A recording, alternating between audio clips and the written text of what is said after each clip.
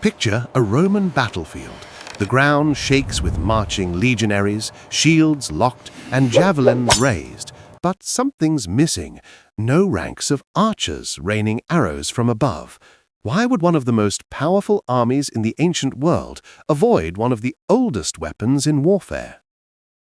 The truth is more complex. From the early Roman kingdom through the Republic and into the Empire, the role of archers shifted, sometimes minimal, sometimes decisive, and by the late Empire far more prominent. In this video, we'll explore who Rome's archers were, the weapons they used, and how they were deployed. In early Roman Republic, evidence of archers is scarce. The Etruscans were skilled with the bow, and early Romans likely borrowed some techniques. Archery was associated with gods like Apollo and Diana, showing it was known but not central to early tactics. Early and mid-Republic armies relied on heavy infantry.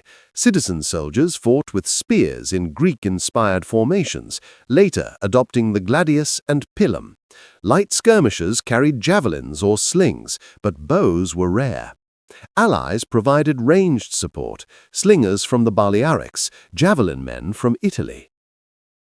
Archers, if present, were usually auxiliaries from conquered territories.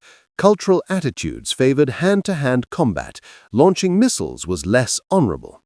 Historians suggested that javelin volleys could replace archers, and lightly armored foot archers were considered ineffective.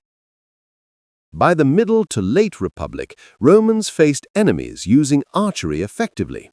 Allied and mercenary archers were incorporated. In the 2nd century BC, generals hired specialists from Crete and other regions, making Cretans a fixture alongside legions. Marius's reforms abolished citizen light troops, so Rome relied more on non-legionary missile units. Mercenary archers from Crete, Numidia, and elsewhere filled the gap. Julius Caesar used them in supporting roles, screening flanks, and protecting against cavalry. Archers were almost always auxiliaries. The Roman defeat at Carrhae in 53 BC, caused by Parthian horse archers, showed the dangers of neglecting archery. Rome then began integrating more archers into its armies. Under Augustus, auxiliary forces became formalized. Infantry and mounted archers were organized into units called sagittarii. By the 1st and 2nd centuries AD, 2/3 of Roman archers were infantry, 1/3 cavalry.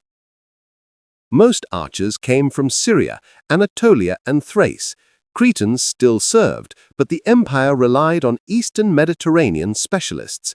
Roman legionaries remained heavy infantry with swords and shields. Weapons and armor. Roman archers used the composite recurve bow, compact, powerful, for both foot and mounted use. Archaeological finds across Europe and the Near East confirm their use. Armor ranged from light tunics to scale, with Eastern-style helmets. Reliefs like Trajan's column depict Surian archers in Roman service.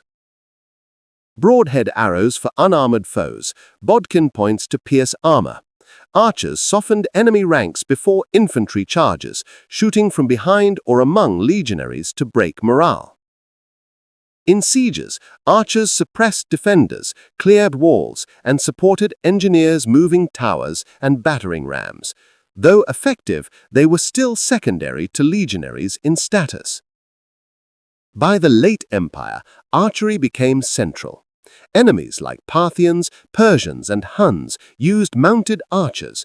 Rome adapted with mobile armies, integrating horse archers into Eastern and Western forces. Composite bows and four-horn saddles allowed effective mounted archery. By the 5th century, archery, especially on horseback, was a primary weapon.